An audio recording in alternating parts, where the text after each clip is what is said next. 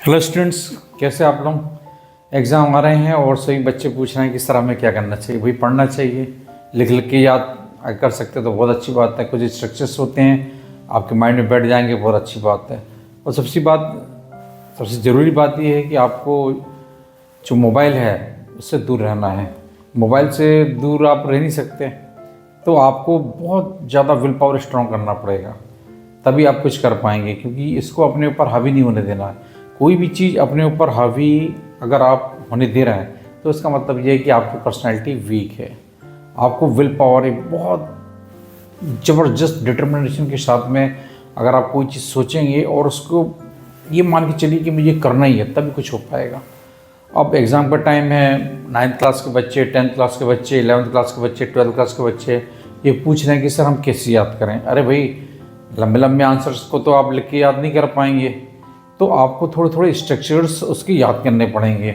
जैसे इंग्लिश में, social science में, अक्सर हिंदी में भी और संस्कृत में भी इस तरह से आप कर सकते हैं। मैथ्स प्रैक्टिस का काम है।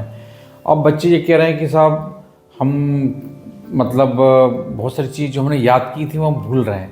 ये ऐसा इसलिए होता है बच्चों, क्योंकि आपने उसको रिवाइज़ नहीं किया है। तो अगर आप प्रॉपर रिवाइज़ करेंगे चीज़ों को तो वो आपको नेक्स्ट टाइम में वो जल्दी से याद हो जाया करेंगे। अच्छा, कुछ बच्चे ऐसे हैं जिन्होंने साल भर पढ़ाई नहीं की है या फिर सीरियस नहीं थे। अब वो उम्मीद करते हैं कि उनको एग्ज़ाम में एक ऐसी ट्रिक बता दी जाए जिससे वो लोग मतलब तुरंत उनके नंबर आ जाएं। तो ये तो संभव नहीं है। ये पूरी एक प्रोसेस है। और क्वार्टरली एग्ज़ाम होते हैं, हाफ ईयरली होते हैं, जो बोर्ड वाले बच्चे होते हैं उनके प्री बोर्ड होते हैं, फिर एनुअल होते हैं। तो ये स्टेप बाय स्टेप प्रोसेस होता है और उसमें इवैल्यूएट करते हैं टीचर्स लोग आपके मार्क्स निकाल कर और कैसा परफॉर्मेंस है उसके आधार पर। तो अगर आप इस सोचे कि एक दिन में आप कर लेंगे तो वो संभव नहीं है। ऐसा नहीं होता है कि एक दिन या 2 दिन या 4 दिन में। अक्सर बच्चे आते हैं और पूछते हैं कि सर कुछ ऐसा बता दो कि तुरंत समझ में आ जाए। नहीं बच्चों, ऐसा नहीं हो सकता। ये मैंने बताया ना, स्टेप बाय स्टेप एक प्रोसेस है, स्टेप बाय स्टेप। इसका कोई शॉर्टकट नहीं है। स्टेप बाय स्टेप ही आपको चीज़ों को याद करना पड़ेगा, समझना पड़ेगा। अगर ये इतना ही आसान होता तो हर कोई जो है पढ़ लिख कर आज जॉब लिया बैठा होता। ऐसा नहीं है। आपको ठीक है, अभी जैसे कुछ बच्चे हैं वो नहीं कर पा रहे। अब कुछ बच्चे आते हैं कहते हैं सर हमको टिक लगवा दो। अरे भाई, टिक क्या लगवा दें? एग्ज़ाम में, बोर्ड एग्ज़ाम में क्या आने वाला है ये किसी को मालूम नहीं है। लेकिन हाँ, ये बात है कि अगर आपने चैप्टर अच्छे से पढ़ा हुआ है तो आपको बहुत सारी चीज़ समझ में आ जाएंगी। लेकिन बात ये है कि आप चैप्टर में जो पढ़ा हुआ है, या कई बच्चे क्या कर रहे हैं आजकल, देख रहे हैं, वीडियोस देख रहे हैं यूट्यूब पर। कोई भी चैप्टर है उसको वीडियो देख लिया, लेकिन आपको एग्ज़ाम में मार्क्स तो लिख कर ही मिलेंगे ना। आप ये कैसे भूल जाते हैं? बस यहीं पर वो गलती कर जाते हैं। जब वो लिखने जाते हैं तो वो लिख नहीं पाते हैं। अब जब आप पढ़ते हैं तो होता क्या है बच्चों, आपको जो सबकॉन्शियस माइंड है उसमें कई चीज़ चली जाती हैं, और फिर जब लिखते हो तो कई चीज़ वहाँ से आती हैं, कुछ चीज़ उड़ जाती हैं। तो ये सब प्रोसेस होता है। तो इसलिए ये कहा जाता है कि आप अपने जो है पढ़ाई लिखाई मतलब पढ़ने का काम बहुत करें। और अगर आपको लग रहा है कुछ चीज़ें आप भूल रहे हैं तो उसको आप लिख भी सकते हैं, लिख के भी याद कर सकते हैं। लिख कर याद करने से चीज़ें बैठ जाती हैं। और रिवाइज करना बहुत ज़रूरी है।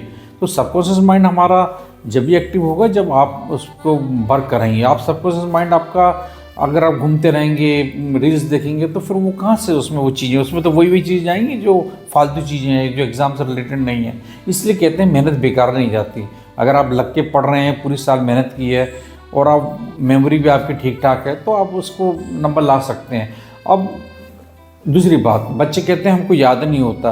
तो याद करने का भी तरीका है। कोई भी चीज़ को जितना आप सरल तरह से उसको दिमाग को देंगे, वो उतना ही वो दिमाग में जाकर लंबे समय तक स्टोर रहेगा। साथ में रिवाइज करना भी। तो उसको छोटे छोटे टुकड़ों में आप बांटें ताकि वो अच्छे समझ में आ जाए। और समझ में जब आ जाएगा, लेकिन अब बात आती है एक्सप्रेस करने की। तो एक्सप्रेस करने की बात में तो आपको भाई, मान के चलो आप इंग्लिश मीडियम के स्टूडेंट हैं, तो इंग्लिश मीडियम के स्टूडेंट्स हैं तो आपको फिर इंग्लिश में लिखना है। तो इंग्लिश में लिखने के लिए आपके पास स्ट्रक्चर्स, वर्ड मीनिंग होनी चाहिए। बिना उसके आप कैसे एक्सप्रेस करेंगे? तो बात वही आ जाती है कि आपको कहीं ना कहीं रीडिंग करना, इसलिए बोला जाता है कि रीडिंग आपको बहुत करनी है, पढ़ना है। और जो वर्ड नहीं आ रहा है उसके मतलब को देख के समझ के लिखना है या उसको जानना है। ये 2-3 चीज़ें करनी है बस। ये 2-3 चीज़ करेंगे आप तो आपको समझ में भी अच्छे से आएगा। और आज का समय तो पहले वाला है ही नहीं। हमारे समय में तो भाई हमको किताब के लिए मार्केट जाना पड़ता था, कई बार ले लेते थे, कई बार नहीं ले पाते थे। और आज के समय में तो आपके पास में AI ChatGPT, गूगल है, फिंगर्स, टिप ऑफ फिंगर्स पे आप कोई भी चीज़ डाउट है आप उसको लिखते हैं तो वो तुरंत बता देता है। तो सोचिए आज पढ़ाई लिखाई करके नंबर लाना ज़्यादा आसान है कि पहले था? आज आसान है, लेकिन आज इतना आसान होने के बावजूद बच्चे सीरियस नहीं हो पा रहे हैं। फिर भी बच्चे जा रहे हैं, कोचिंग जा रहे हैं, लेकिन अब कोचिंग में क्या पढ़ रहे हैं? ठीक है, सभी बच्चे एक जैसे नहीं होते, कुछ बच्चे सीरियस हैं, कुछ बच्चे सीरियस नहीं हैं, लेकिन कुल मिला के बात ये है कि अपने आप को कंट्रोल करने की बात, ठीक है, अपने आप को कंट्रोल करने की बात। क्योंकि ये जो उम्र है 9, 10, 11, 12, इसमें जो लड़का जो अपने आप को फोकस कर पाता है, अपने आप को कंट्रोल कर पाता है, उसको मालूम है कि यही समय है, दोबारा नहीं मिलेगा। हाँ, मज़े करने का भी यही समय है और मेहनत करके कुछ करने का भी यही समय है। तो सही समय पे जब चीज़ें आपके हक में होती हैं, मतलब आपकी बॉडी की पावर ज़्यादा होती है, स्ट्रेंथ ज़्यादा होती है, हर चीज़ आपका सहयोग कर रही होती है, उस समय पे अगर आप ध्यान दें तो आप काफ़ी दूर तक जा सकते हैं। लेकिन बच्चे अक्सर ध्यान नहीं देते। अब बच्चे ये कहते हैं कि सर पढ़ाई लिखाई सब कुछ होगा।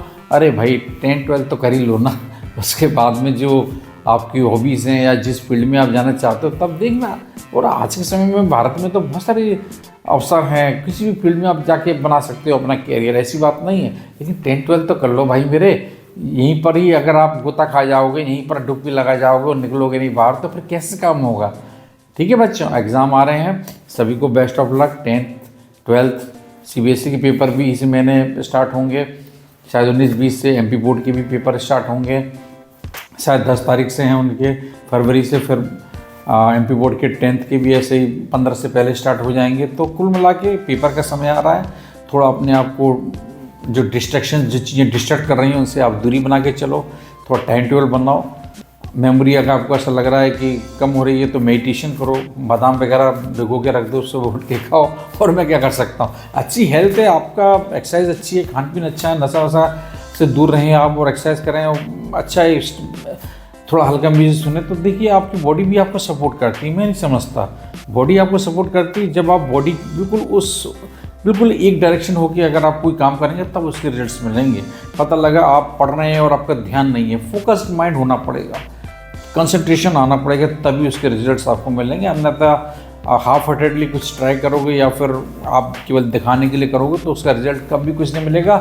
इसलिए बस सभी को बेस्ट ऑफ लक, अच्छे से पढ़ें, कंसेप्ट अपने क्लियर करें, कोई भी चीज़ के लिख के, थोड़ा अगर आपको स्ट्रक्चर्स नहीं मिल रहे हैं तो लिख के याद करें। और मैं क्या कर सकता हूँ, और कुछ चीज़ें मैथ्स वगैरह उसमें प्रैक्टिस चाहिए तो वो आपको करना पड़ेगी, क्योंकि मेहनत का कोई शॉर्टकट नहीं है, हर चीज़ का शॉर्टकट है, मेहनत एक ही कट है, लॉन्ग कट। और जब तक आप अच्छे से निखार नहीं आएगा, जब तक आप रमेंगे नहीं, जब तक आप एफर्ट्स नहीं लगाएंगे सिंसियर होके, तब तक आपको रिजल्ट्स भी और नहीं मिल सकते। और आज के समय में तो भाई बहुत कंपटीशन है, बहुत कंपटीशन है, एक से एक पढ़े हैं, ठीक है, मेहनत करने वाले एक से एक लोग हैं, एक से एक नंबर आ रहे हैं, आज सुविधाएँ बहुत हो गई हैं लोगों के पास में। तो जो पढ़ने वाले हैं वो कर रहे हैं, और जो नहीं करने वाले हैं उनके बारे में मैं क्या कहूँ। चलिए सभी को बेस्ट ऑफ लक, उम्मीद है आपको मेरी वीडियो अच्छी लगी होगी। चलिए मिलते हैं नेक्स्ट वीडियो में, तब तक अपना ध्यान रखिए। जय हिंद, जय भारत।